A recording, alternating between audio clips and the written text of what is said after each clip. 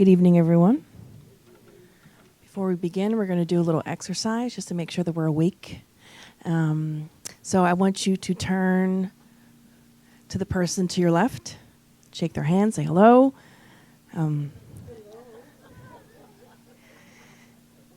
And turn to the person to your right, say hello. And turn around to the person behind you if you haven't done so already. Turn around. You people in the back, turn around. Turn around. Say hello. Okay. And hello to people on the web. Hello. Hug each other. Life is great. And one other thing, I want everyone to step up. I think I'm in gym class. Everyone to stand up. Yeah, and put their hands above their head. All the way up, above your head, up, up, up. Clasp your hands together and go to one side and the other. All right. Okay. All right. Take a seat. Congratulations. You are awake. Congratulations. You are here. We wanted to get the blood pumping and we wanted to get some oxygen to our brains, so we're really paying attention to today's talk. Which, thank you, Leo, for giving a bit of the introduction. We've been studying this book, Jesus and Duty.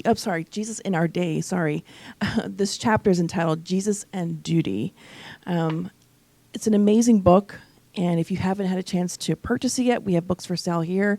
It is it's a chapter book, and it has basically different messages about different topics, which are really relevant for us today. So when we think of the word duty, what do you guys think of? What pops into your head when you think of the word duty? Responsibility, Yasko, okay. Someone else said something else. Work, Maria said work. Responsibility, work. Anyone else? Duty, Leo? To respect the free will of others, okay. Obligation, commitment. Okay, obligation, okay. Well, let's see what the internet defines it as. It defines it as a moral or legal obligation to ensure the safety or well-being of others. You also can use the word responsibility to also define it as well. But today, of course, we're at the Spiritist Center, so we kind of want to have the Spiritist perspective on what duty means. So we're going to be touching on duty from a moral, ethical perspective, if you will, not so much duty in terms of your duties at work or things like that, but more on a much more deeper spiritual level, obviously because we're here at a Spiritist Center. So do any of you think that Spiritism defines duty any differently than what we just talked about? He also says, I don't think so. Think it's the same. Okay. Courageous. Thank you for sharing that.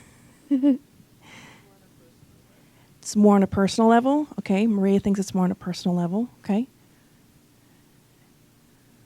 Who wants to see the answer? Let's see. So this is from the Gospel According to Spiritism, chapter 17, item 7. And they define duty as the following: a moral obligation, firstly to ourselves and then to others. It's a law of life, encountered in the smallest details, as well as in the most elevated acts. And they go on to speak of purely just moral duty. Within the order of sentiments, duty is a very difficult one to fulfill because it finds itself in antagonism with the seductions of interest and of the heart. In layman's terms, sometimes it's difficult to do what we're supposed to do because there are so many things that are out there to entice us to not do those things that we should be doing, the responsible choice. Because life nowadays are full of so many choices.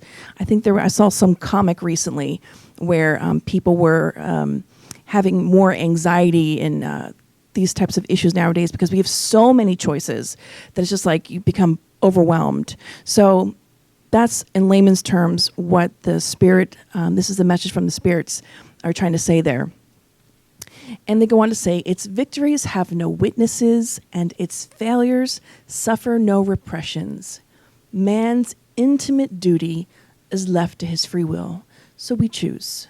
We have freedom of choice. The pressure of man's conscience, this guardian of interior integrity, alerts, sustains him, but shows itself frequently impotent against the deceptions of passion. So, again, layman's terms. Sometimes we fall into the ditch. We make wrong choices. Something looks enticing. There's a saying that not all that glitters is gold. So sometimes we mistakenly think, well, I'm on this road, but I'm going to deviate a little bit because over there, that grass looks a lot greener. And then we find out it's really not. So this is what happens with duty in our everyday lives. Duty of the heart, when faithfully observed, elevates man.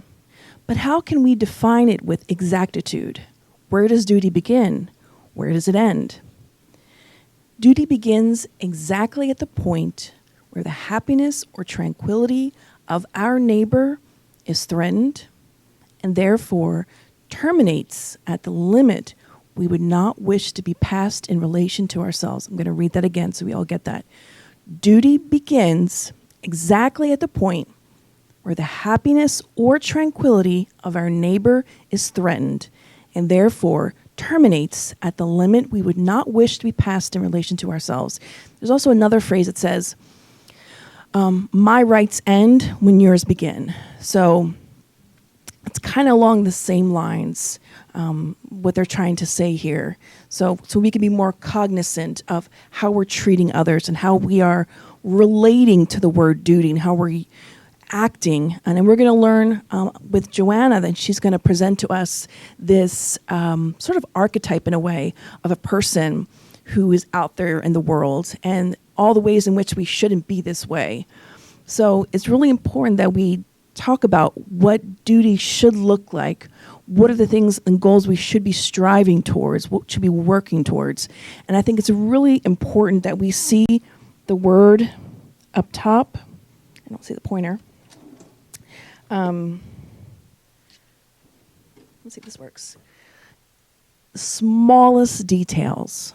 I'm going to share a story here in a little bit to talk a little about the smallest details. But we often don't think, like when you're walking to take your trash out, or you are walking outside and you see the trash man. Does anyone greet their trash man? Like, does anyone ever say hello? Two people? Does anyone ever greet their mailman or mailwoman, to be fair? I remember growing up, I didn't understand at the time. My father used to leave, like around the holidays, money in an envelope for our mailman. For several years, he did that for a long time. So I always thought that was so strange. And every time the trash man come around the summertime, my father would always have a bottle of water, or if he didn't have a bottle of water, he'd run inside, get some like lemonade for them or iced tea, something. He's like, here you go. And I was like, Dad, you're so weird. Why are you doing that? I didn't understand as a child, like, in my brain. But the smallest details are important for us to pay attention to, that we can make a difference in, or in the most elevated acts. Let's go on to share what the gospel says. Duty is a practical summary of all moral speculation. It is the bravery of the soul which faces the anguishes of battle. It is both austere and mild, ready to adapt itself to the most diverse complications while maintaining inflexibility before temptations. The man who fulfills his duty loves God more than his fellow beings and loves his fellow beings more than himself. Man should love duty, not because it protects him from the evils of life, which humanity cannot escape, but because it transmits vigor to the soul, which it needs so as to be able to develop. Duty grows and irradiates under a constantly more elevated form in each of the superior stages of humanity. A person's moral obligations towards God never cease. they must reflect the eternal virtues. And this is from the Spirit Lazarus. Again, this is chapter, 17, item 7. Really important for us to understand this concept. We always believe that the chapters that Joanna entitles each of her books, except for Happy Life and a few other small message books, she doesn't entitle the chapters, have a great significance and relevance to us, and it's something that should be considered and observed and reflected upon. Why is she talking about duty? I don't know that anyone here equates the word duty with my spirituality or something important that I need to be doing, or we might think like, oh, being compassionate, being charitable, that's important. Being nice, that's important. But sometimes we don't think about our duty, our obligations, our responsibilities, of just fulfilling them and how important those basic things are. So I wanted to share this story with you. It's a true story that I heard recently. It happened, I believe it was in Georgia. And the man's name was Floyd Martin. He has been a mailman since 1985 in the state of Georgia, I believe, Marietta. And he had this the same route all those years. It's about 500 people on that route. And I'm going to read to you some excerpts when they interviewed the towns, because what happened to him made a sort of, not quite national news, but a lot of people picked up on it. A lot of local mediums picked up on it because of what happened. So let me share the story with you. This particular man, very simple man. He just did his job as a mailman and a little bit more. So every day he would deliver mail, but he would make it a point to talk to people. And it was his pleasure, he said. The best part of his job were all the people that he met in his paper route or his mail route. So let me read you a little something. So the excerpt from this article says, for the last 20 years, Floyd Martin worked in the same route in downtown Marietta, and all the people along his route have come to love him, really love him. One particular neighbor, Sarah Bullington, says, he's really part of our family, who has lived in the neighborhood for 11 years, Sarah, not him, told BuzzFeed News, he's really just special. Martin told BuzzFeed News that the best part of his job was all the people he met and befriended over the years. He stated, quote, they would invite me to dinner. On holidays, they would try to make sure I wasn't alone. They would bring gifts to me. If my truck broke down, which it did, they would come and check on me. They were there for me. So when one of the neighbors learned that Martin was planning to retire a couple months ago, they knew they had to do something and send him off in style. So was a few women that got together one day and were talking about, hey, we know that Floyd is retiring, let's do something. So they were familiar. Most of the people in the neighborhood lived 10 plus years. A lot of the neighbors knew Floyd for those 20 plus years that he worked in that neighborhood. So they really had come to love him. He was the kind of person where the people in the neighborhood said, when my child had a birthday, he would leave money in the mailbox in a card. Or when my son graduated from high school or from middle school, he left a card and money or a gift. So he was always cognizant, always wanting to be there. And when certain neighbors lost their loved ones, he was there to comfort them and be there for them and go and have a cup of tea or a cup of coffee with them just to give them someone to be around. So these, let's say 3 ladies got together and decided that they were going to invite all 500 people that were on his route. So what they did is they put out letters and flyers to all 500 people on his route, and they asked every single person to decorate their mailbox, and also they wanted to throw a really big, huge party for him. So they didn't know how many people were going to turn out, but it turned out close to the 500 people who actually came out to see him. And someone, perhaps one of these ladies, had recalled that over the years, Floyd had talked about wanting to go to Hawaii when he retired. So So all these people in his paper route raised a little over $30,000 for him when he retired, for him to go to Hawaii. So these are just some pictures of the mailboxes that people, 500 mailboxes that each person, each house decorated for him. Imagine, he's just a mailman. I mean, when you read the stories of him, you can Google him online. There's several media outlets that talk about his story. It's so moving. How he touched the lives of so many people. As you can see, I don't know if you could tell so much from this picture here, but there's like a whole block, and there's all other pictures as well. I couldn't bring all of them. Pictures of so many people that really consider him part of their family. So this was a guy who did something very basic. He fulfilled his basic obligation with, although it seems small probably to most of us, like he's just a mailman, he's not something of great significance, perhaps you might think, but he actually made a huge difference in hundreds of people's lives. This man was beloved. So you have to imagine the impact. And people had made comments that his aura, being around him, was just so loving and kind. And he was quoted saying that with all the evil that's in the world and perversion, he really wanted to be someone that was good and support for his community and just be there. And that's exactly what he was.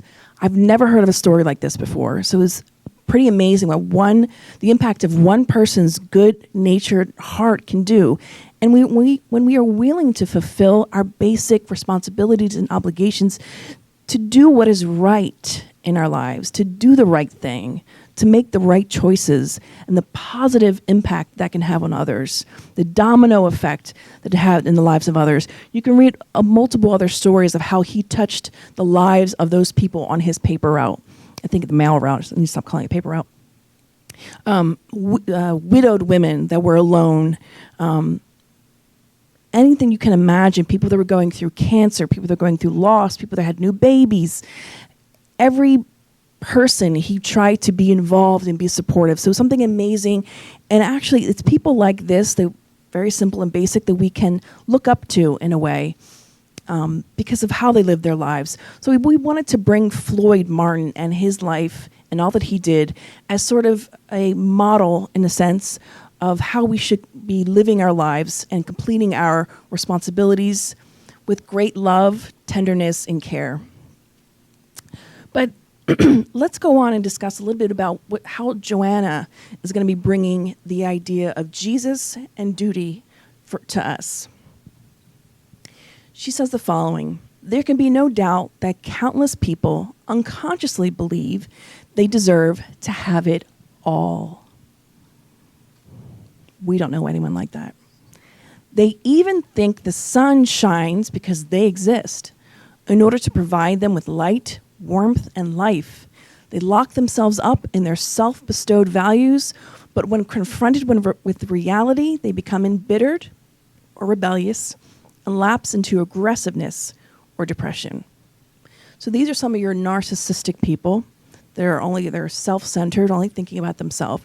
But she goes on to more detail to talk about this type of person. She says they do not assume responsibility or fulfill their duties. On occasion, they do make a commitment, but soon abandon it, accusing others and feeling wronged. They are demanding regarding other people's conduct, yet forgiving concerning their own errors.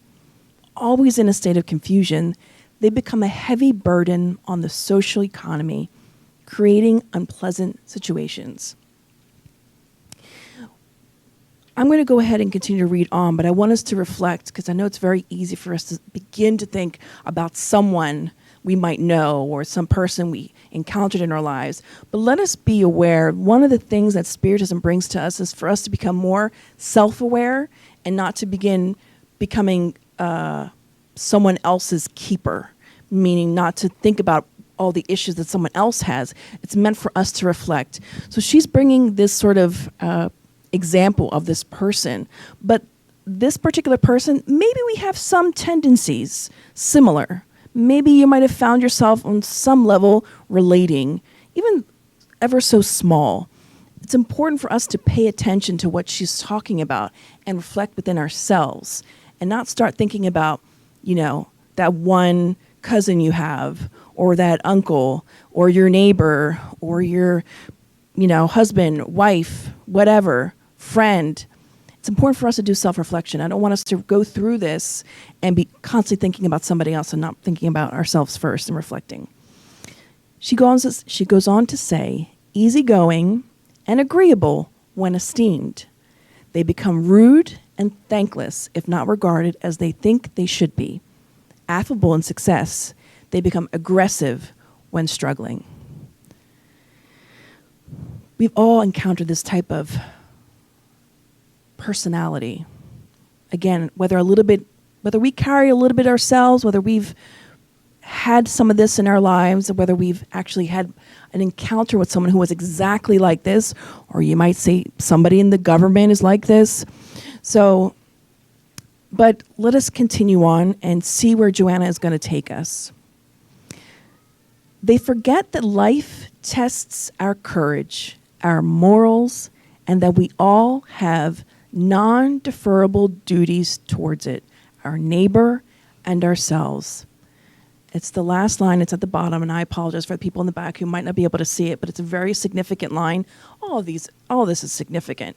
But as she ends this particular paragraph, it's very important when she brings to mind that no matter who you are, no matter what your situation, we all have non-deferrable, meaning non-transferable. I can't give Dione my responsibilities. I can't pass it along to her. It's mine and mine own to take care of. Also, my duties towards my neighbor, my responsibilities to be a good neighbor, and to ourselves. This is very, very important. So we often know we are supposed to be a good neighbor, or try to be a good neighbor, or love thy neighbor. But our society, as of late, has a real issue with this duty towards ourselves.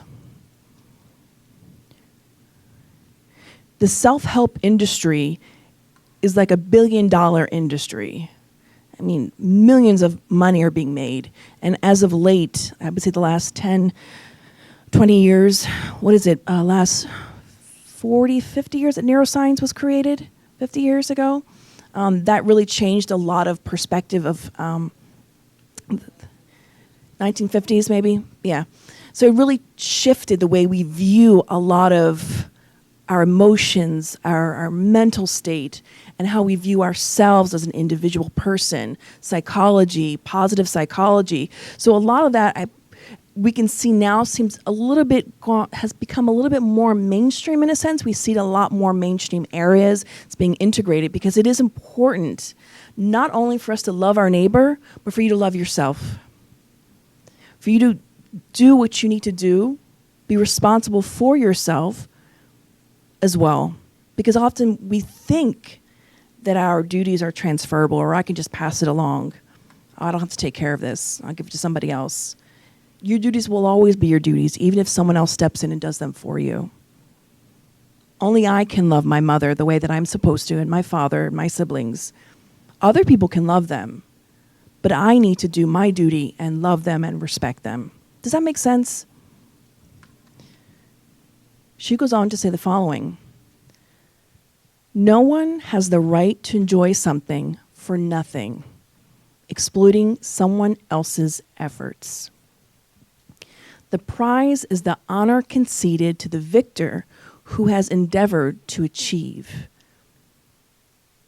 So when we see people that are happy, when we see people that are achieving their goals, when we see people that are self-actualized, as Abraham Maslow would say, someone that is just realized in their life. They're really happy. They've reached a point and they've worked hard. Sometimes we look at those types of people and we might think, oh, why are they happy and I'm not? Or why do they get to have that? Well, it means that they've worked really hard for it. When she says the prize is the honor conceded to the victor who has endeavored to achieve, in layman's terms, that person worked hard for it. So they deserve that. And people don't deserve things just by doing nothing or by exploiting somebody else. It doesn't work like that. And if you do, you're infringing upon a law of God. I'm not saying this, Joanna's bringing this to us for us to reflect upon in our lives. Step by step, the traveler gains ground, gazing fixedly at the finish line. Each person's duty guides him or her in the task of evolution.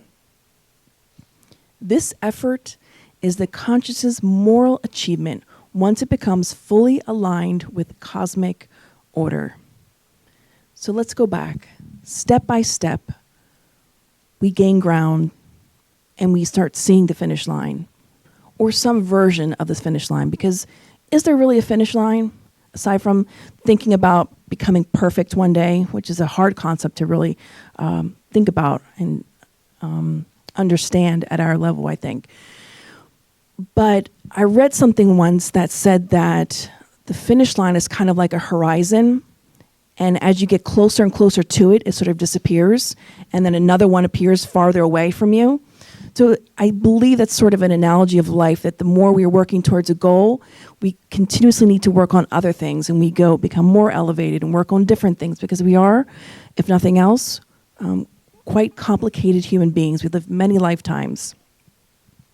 And she reminds us and tells us that our duty guides us towards our task of evolution.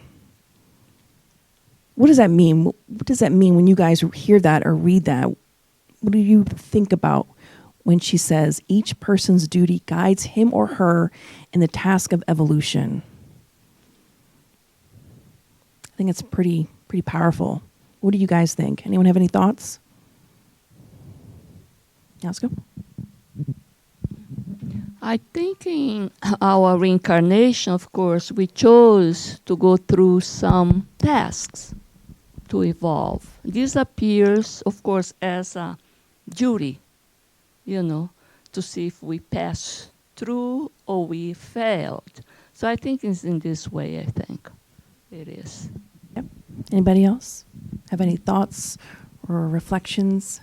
Each person's duty guides him or her in the task of evolution. Do we evolve? Does anyone know the law that is spoken about in chapter 3 of the Spirit's book in relation to evolution and progress? Kind of just gave you a hint there. Does anyone know what that law is? Cue the Jeopardy music. Bum, bum, bum, bum, bum, bum, bum. What's that? Law of progress. Who's ever read part 3 of the Spirit's book?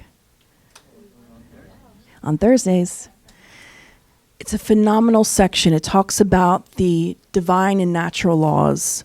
It will blow your mind if you actually take the time to sit down, read and study it, and use it and reflect it on your own personal life.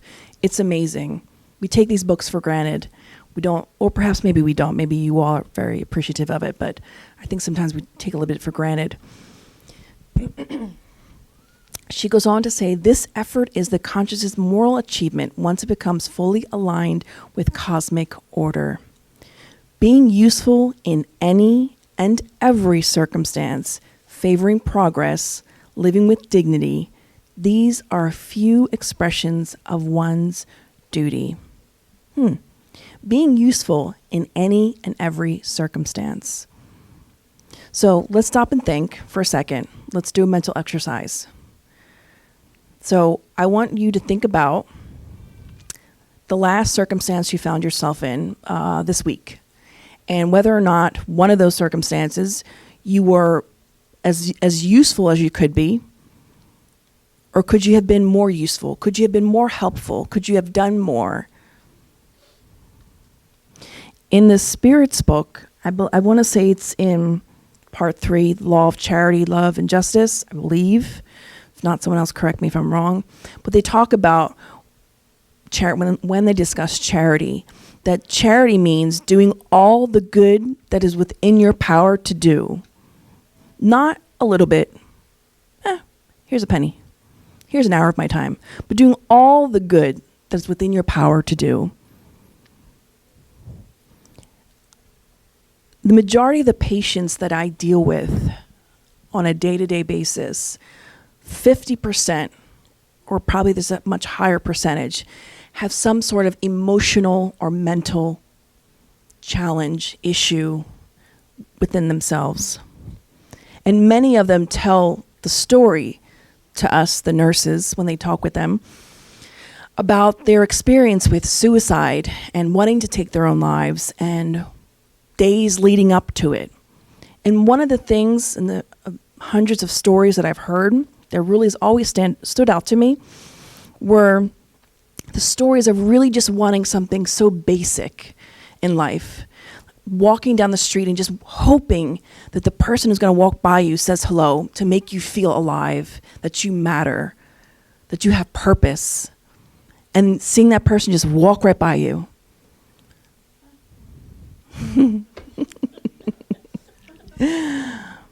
How many times have we done that? Got on an elevator and that there's that awkward silence. I have. I don't know about you guys. And you just pretend you're playing on your phone and you're just like, oh, this is so awkward. But we don't know what that person in that elevator may or may not be contemplating. So many stories I've heard about people walking home or walking to the store, getting ready to buy razor blades to slit their wrists, and just praying on the way to the store and saying things like, well, if two people smile at me, then maybe I'll reconsider. Or if someone says something nice to me, maybe I'll reconsider. Now, we're not saying that we are responsible for all these people that have these issues. No. But we do have a basic responsibility to be as useful in every circumstance, to be kind in every circumstance we find ourselves. So we might think that the small things in our life are insignificant. The security guard at your job, if your job has a security guard, I don't know, maybe they don't. The front desk person, the secretary. Maybe you think they're insignificant because your job is much far above them. But we don't know, or perhaps don't grasp the importance of that person. I think there was a story that went around once about a CEO at some big corporation. Every morning he used to greet the security guard. And a lot of people just used to ignore him, didn't greet him, didn't say anything to him. And one particular day there was a fire in the building.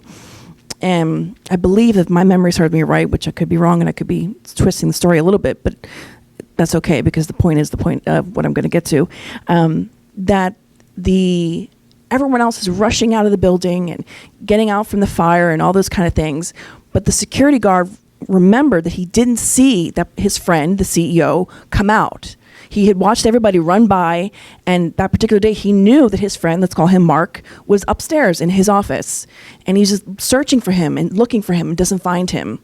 And everyone else, all his Mark's workers were outside. No one remembered about Mark. The security guard went upstairs, saw that he was stuck somehow in his office, couldn't get out, helped him out and saved his life. So it's important for us to really think about how we treat others in our day-to-day lives, the most basic of circumstances in our lives. We don't realize how powerful we are, until you go through something really difficult and are in a state where you are so thirsty just to have someone, anyone, bring you some comforting words. Because if you've never been in a dark pit or an abyss, you don't quite know what it's like. But to have someone say something positive to you, or that's really, truly kind, brings you up out of that abyss and does a world of good. We often think, oh, I don't have the money to donate to this organization, or I don't have the time. Take this mailman. Look at what he did. He didn't travel to Africa, I don't think so, to save people, which is great if you can do that, because we all have different missions. But he took what simple life he had and was just kind to the people around him that he encountered every single day, and he lived with intention. Something for us to think about. Joanna goes on to share a parable. The parable of the two sons. Is anybody familiar with this parable? No? It's not the prodigal son. No. Is anyone familiar with the parable of the two sons? Leo, you said yes? Nope. Not in the boat. What's that? No. Nope. All right. There are a lot of parables that Jesus told. So it's okay if you don't know it. I honestly didn't know it myself before we were reading this book, but came to find it out. So it's the parable of the two sons. I'm going to read to you what Joanna says. In an unforgettable parable, Jesus delineated the behavior of a man who puts forth the effort to deserve respect, demonstrating his fragility as well as his desire for self-renewal. In Matthew chapter 21, verses 28 through 32, he writes, "There was a man who had two sons. This man said to the first son, 'Son, go and work in the vineyard today.' To which the son replied, 'Yes, sir.' But upon thinking it over, he decided not to go. Then this father made the same request to the second son, who said, 'I will not.' However, he felt bad and went. Which of the two did the will of his father?" Does anyone know what that answer is? Which of the two did the will of his father? The second. In this experience, we are faced with action and promise, fact and intention. And we'll talk a little bit more as we go on about this. But what we say is not nearly as important as to what we actually end up doing. There's another story, I believe it's in this book, that Joanna tells about there's a wise man walking with his group of groupies. I don't know what you call them, the wise men, people who follow wise men, I don't know. Disciples, thank you. There was a wise man following his disciples walking along this road, and there was a man, and they saw that his cart, his horse and cart and carriage or whatnot was broken, and he was on his knees praying beside the cart that was broken. So the wise man looked back at his disciples, looked at the man who was praying, and kept on going. And his disciples were all like, "What just happened?" So they kept walking.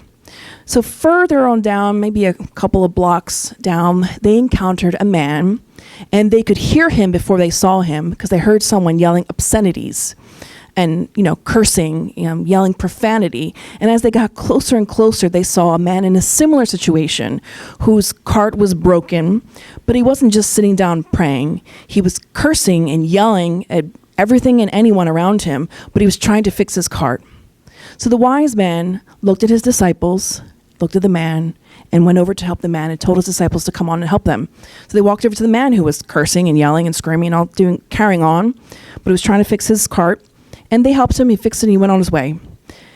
After the man passed and went on his way, the disciples asked the guru, the master, "Why did we help the second man, but not the first?"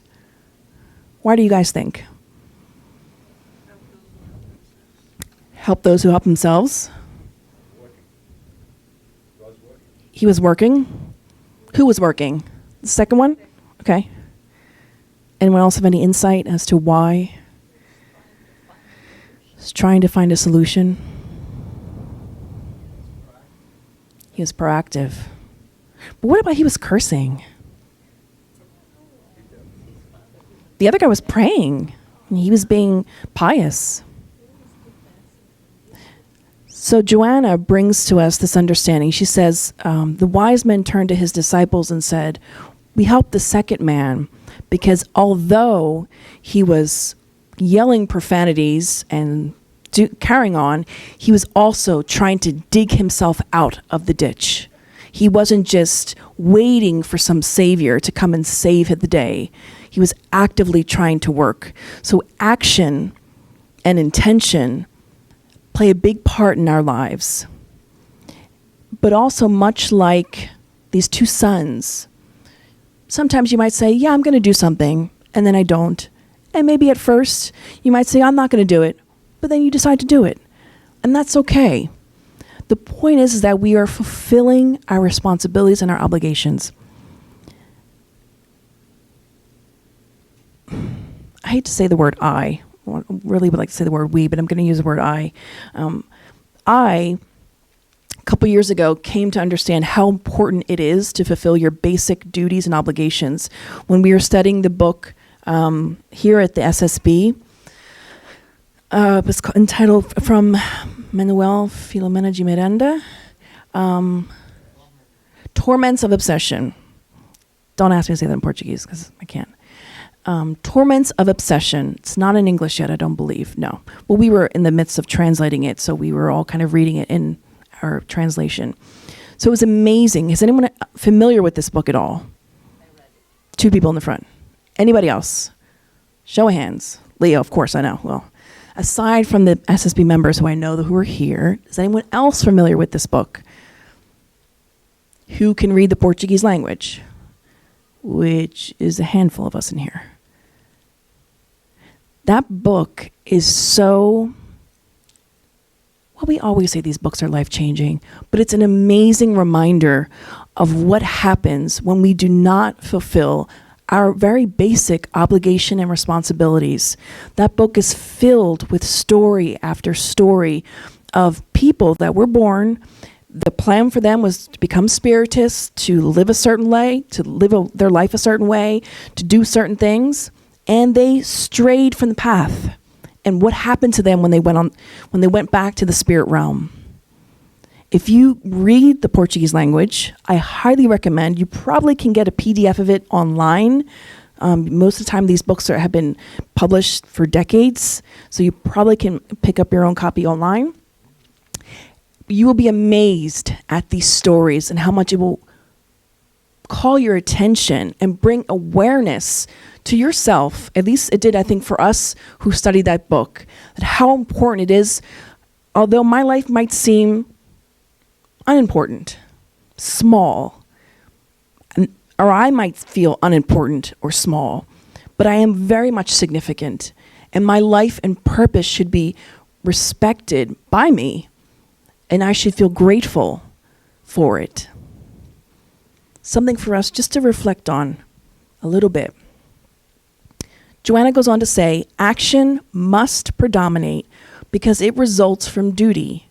For action, mellifluous or comforting words are not necessary, but rather the decision to proceed correctly. I think that makes sense to all of us.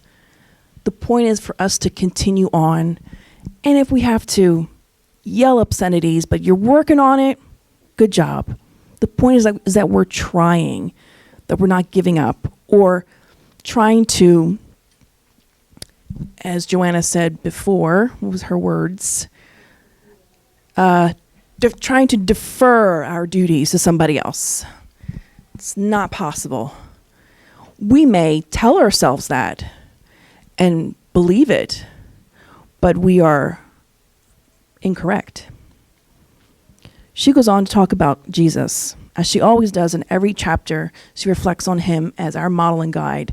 And she said, Jesus always proposes duty, action, understand better, to act better. Let's read that again. Jesus always proposes duty, action, understand better, to act better. There is a Buddhist saying, I believe it is, that is, what's the saying I used to always say, Daniel? Not knowing and not doing is truly, wow, now I forget the phrase. Do you remember it?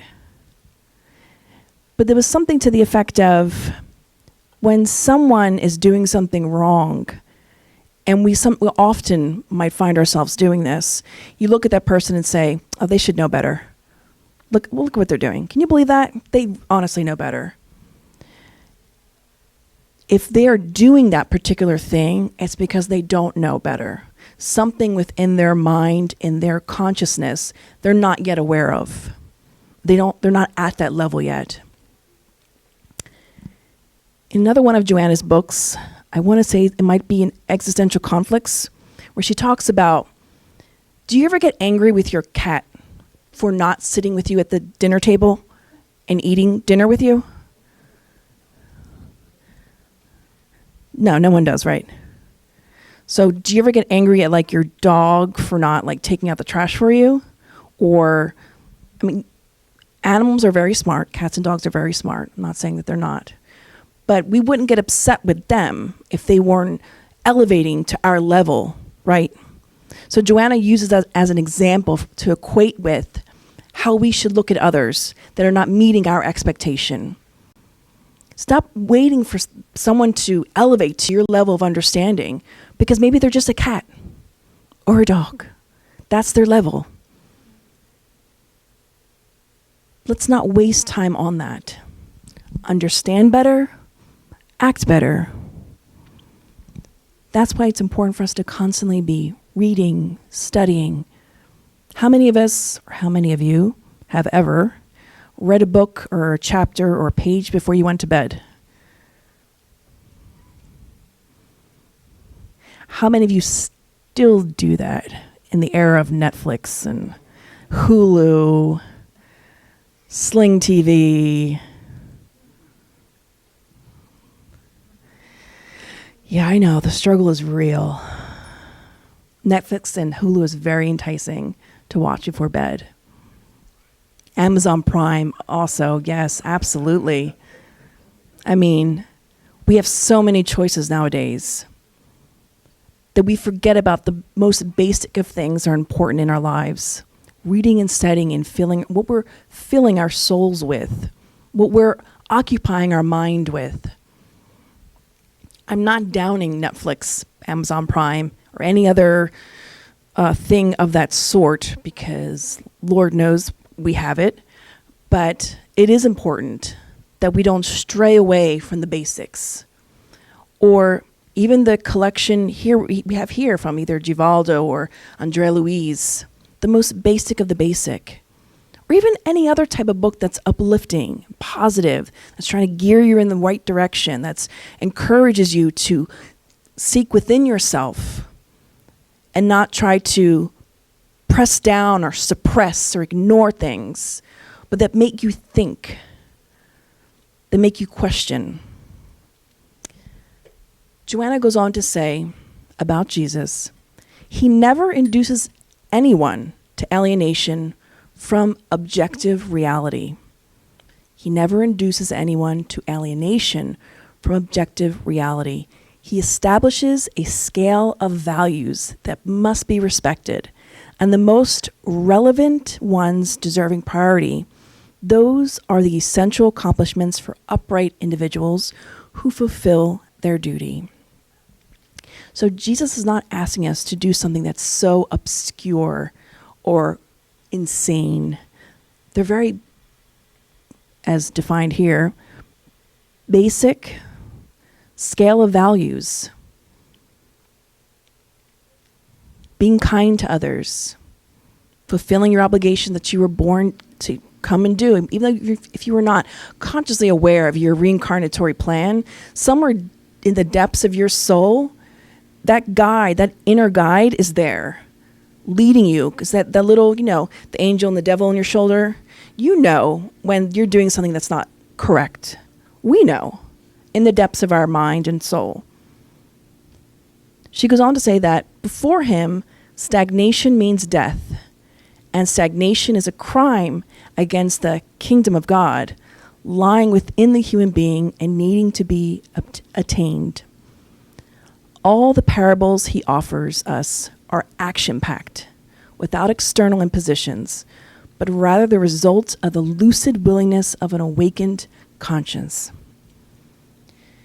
Layman's terms, what is she saying? An old dog can learn new tricks. Never think that, well, this is just the way that I am. This is just the way that I grew up. Oh, my family is always like this. Or I'm too old. I've always been this way. Or he or she might not ever change. I retract that last statement. Let's not reflect on others. Let's reflect only on ourselves.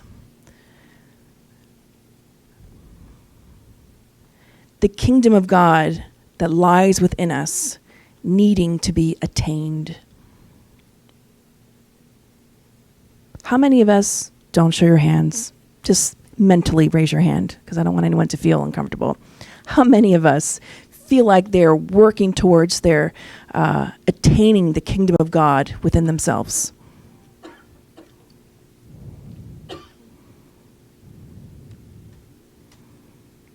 I mean, how are we actively working towards that? I mean, honestly, it might seem like, okay, well, I'm at the spiritual center. This is something that is separate from the rest of my life. You know, I have work. I go to the gym. I do this, whatever. I have my social gatherings. And then there's the spiritual center, which is something I box off into another area of my brain and myself. So perhaps maybe this doesn't integrate into our lives yet. But it should, in the smallest of things, whether it's taking the opportunity to look on Netflix for something that's positive and uplifting. They have a lot of great positive and uplifting movies. So does Amazon Prime. And you know what? A lot of the Andrea Louise collection, if not all, it's like a novella. It's like a soap opera. It's so crazy, the twists and turns. It'll blow your mind. So it is, in a sense, entertaining. And should be alluring for us. But let's go on.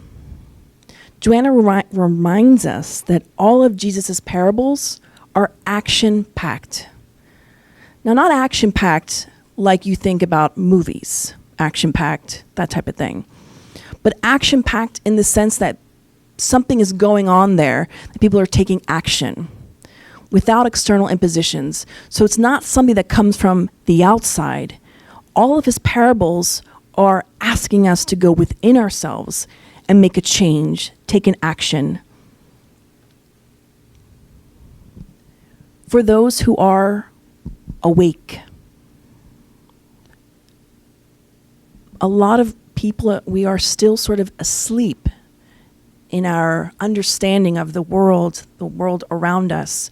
We get stuck in the same routine again, like a hamster on the wheel, and don't stop to think about things unless and until something bad happens, which it often does. And it kind of brings us back to reality. I saw something today that it brought me to tears. And I didn't want to show the actual video of it because I just felt it was too much. But I hope that just telling the story won't be too traumatic for you guys, or dramatic. There is a story, a video on Facebook of a 2-year-old, roundabout, who had contracted parainfluenza and had ended up so severely sick that his heart stopped. And so parents rushed him to the hospital, or her to the hospital, and they performed CPR for like 25 minutes. Finally, were able to get her heart pumping again, but they found out that she was brain dead, which is very, as you can imagine, difficult for any parent who loves their child. I immediately thought of my son when I saw this little girl intubated, with tubes in her mouth and everything. And in the video, the first part of the video, the first thing you hear is the mother looking at her child in the hospital bed, saying goodbye for the last time, because that baby, that family, the husband and wife had decided that they wanted the death of their daughter to mean something. So they were giving her organs. Her heart was going to a 1-year-old. Her kidneys were going to an older person, and I think maybe one other organ was going to another toddler. So as the mother was saying her ultimate goodbye, she says to her child, I love you so much. You've taught me so much. And she kind of gets down a little bit low to where the bed is, and of course the child is brain dead and is intubated and is not aware of what's going on, at least from man's human perspective. But she turns to the small toddler and says, you're making a difference. You're saving people's lives. And then It's very real and raw video. And then she turns, and you can see the camera, and there's a whole corridor is filled with nurses and probably physicians and other hospital workers crying, watching this scene. And you can see people in the background wiping their eyes. And the mother just turns to the nurses and doctors who are waiting to perform the needed procedures to remove the baby's organs to be, donated. She just turns to them and says, "Go. Go." And she says goodbye for the last time. We don't realize how important life is, how significant, how great it is. We went to a play recently at my daughter's school, and it was really boring. But at the very end of the play, it all kind of came together. And at one point in the play, a young girl dies. And it's very interesting. Then she's in her spirit form, and she's looking at all the humans. And she's turning to the other spirits looking at the humans saying, "They don't get it, do they?" And then the other spirits are like, "No, no one gets it." How lucky they are. And then they allow her to go back to her home and relive a scene with her mother and parents. And she's in the play, she's looking at her mother as if it were for the first time and paying attention to every single detail that she's doing and every detail that the father is doing and her siblings. And you kind of learn from that particular act how important every small moment of our lives with those around us are significant, that we take for granted, that we think, oh, it's just a regular everyday thing. It's, well, my husband's washing the dishes, or, oh, my kid's just playing on the ground. We don't know how many people would love to have one more minute with their loved one, one more second. So let us take every second and every opportunity we have in our lives to reflect on Jesus' parables and lead an action-packed life, not like in the movies, but in terms of taking actions in our lives that are helping us and others around us to become better.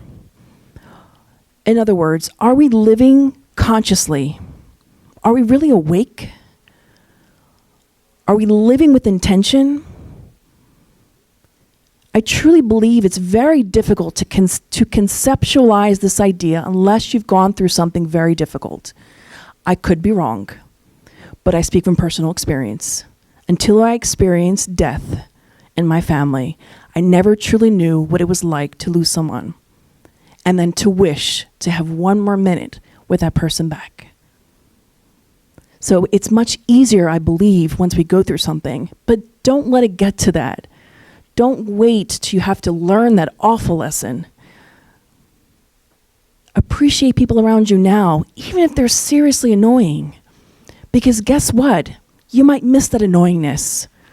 My father was quite annoying and really just, a nuisance at times. And his jokes were not funny, though he thought they were funny. And maybe some other people thought they were funny.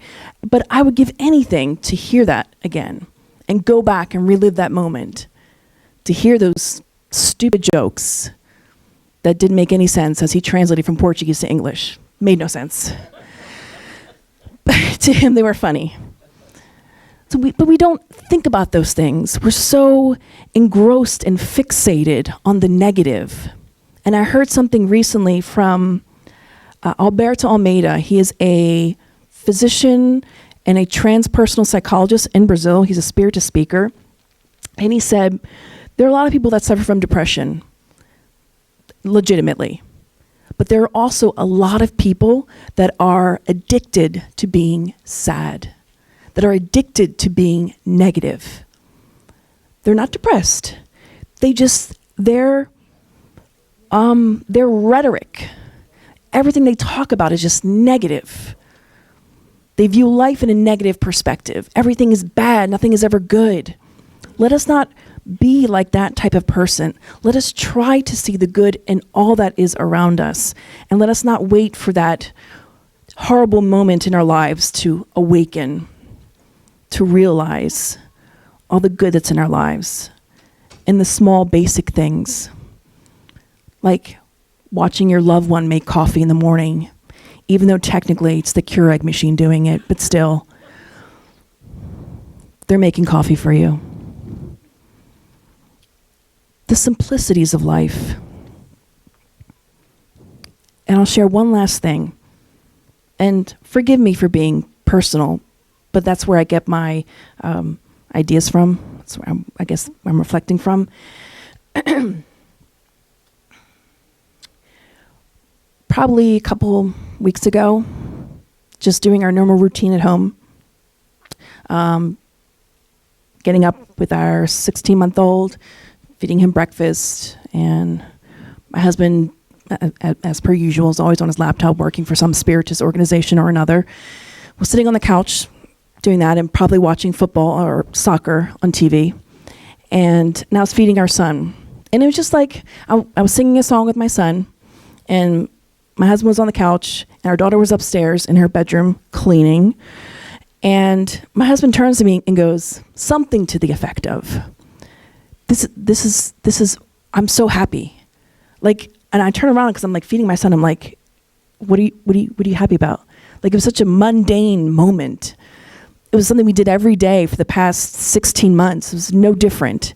He said, I'm just so happy. I have a family. I have a house.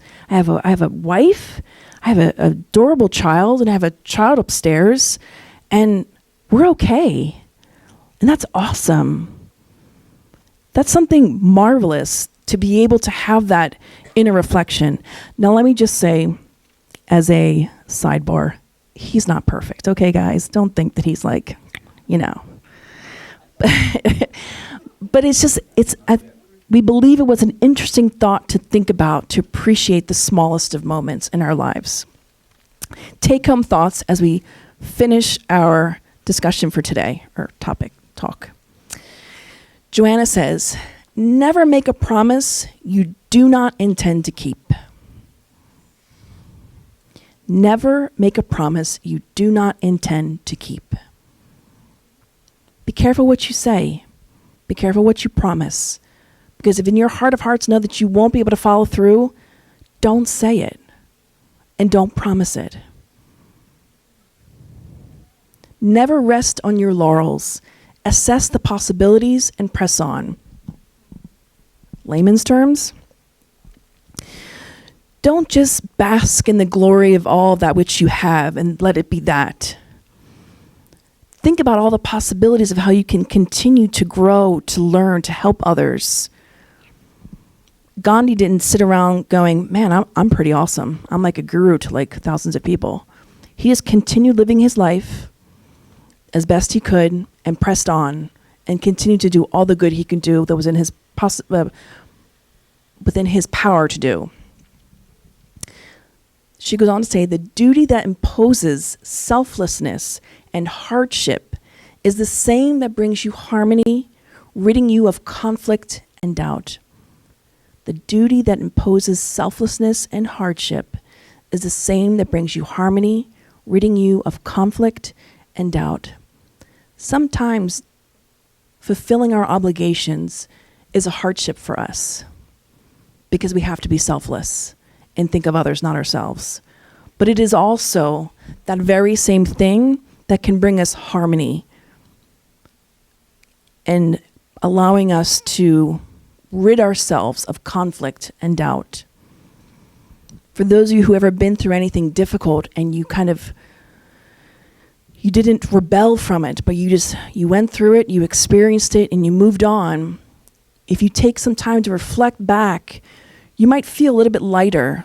Like I'm a little bit better. I'm not that same person I was anymore.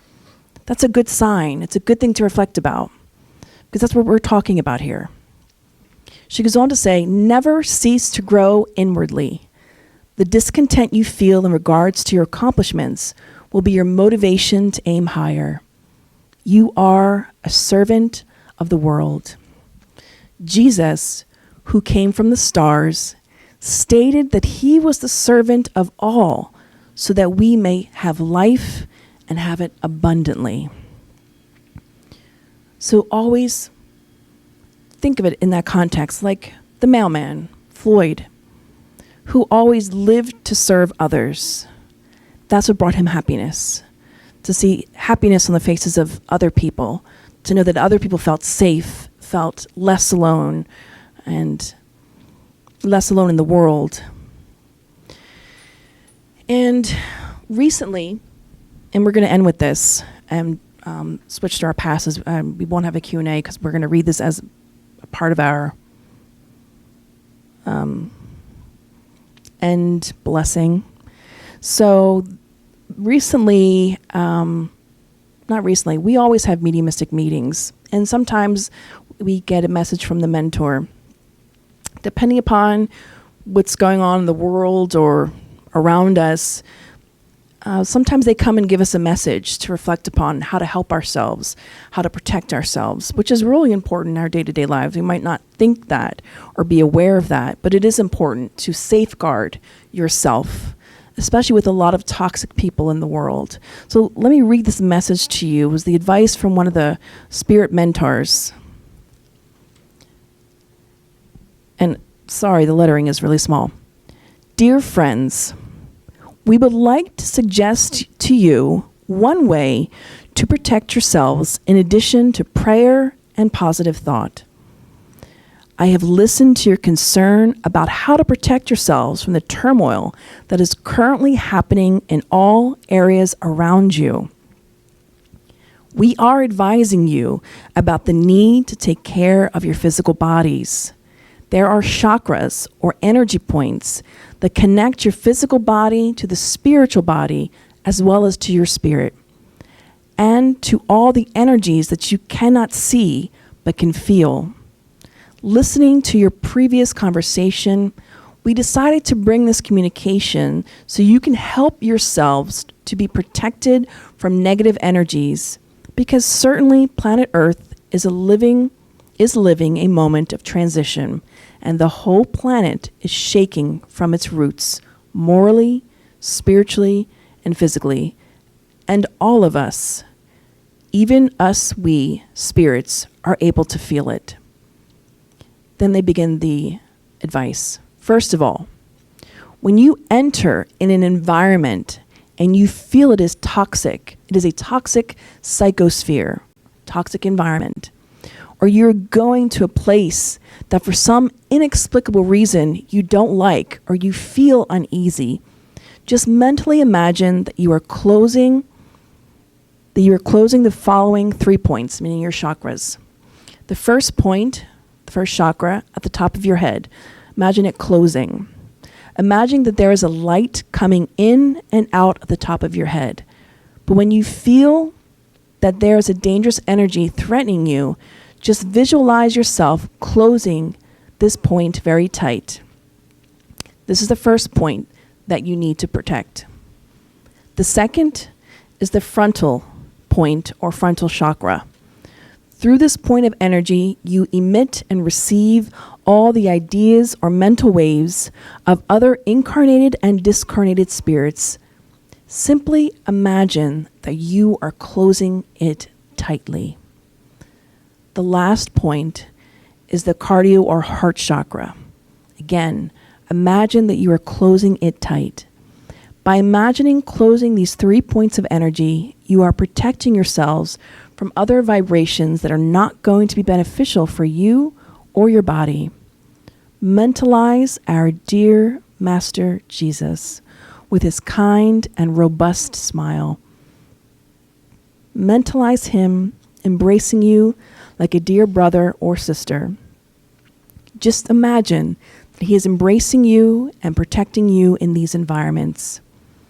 And you, my friends, will continue working, serving, and learning, and being aware that we are more than matter, that we are eternal spirits.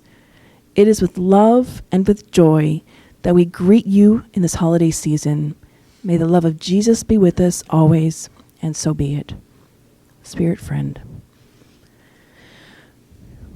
It's good for us to be proactive, to take action in protecting ourselves. prayer is great. Visualizations also really help. You can utilize this as well. If you have some people have other techniques, and that's fine as well. Whatever you feel works for you or has been working for you, do that, but safeguard yourself as well. And be mindful of where you are going or allowing yourself to be, or the people you're allowing yourself to be around. Value who you are and know that you don't have to be around toxic environments because everyone's going there. Or, it's a friend's place, a friend of a friend of a friend of a friend, and everyone's going. So you don't want to be left out. We need to be more conscientious of where we place ourselves in our lives and who we let into our lives. So on that note, we are going to be closing for now and moving to our passes session. And we're going to do a brief visualization and listen to some music as well. Oh, doesn't not work. Okay. Huh? Nope. Not okay. Not that either.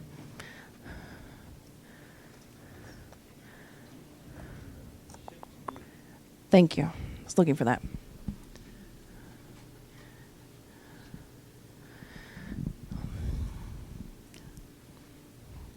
So as you are seated, as you are now, try to take anything off your lap that might distract you. If it's not distracting, it's okay, leave it there. And just for the purpose of this small meditation, as we transition into our passes for this evening, let us sit with our palms facing upward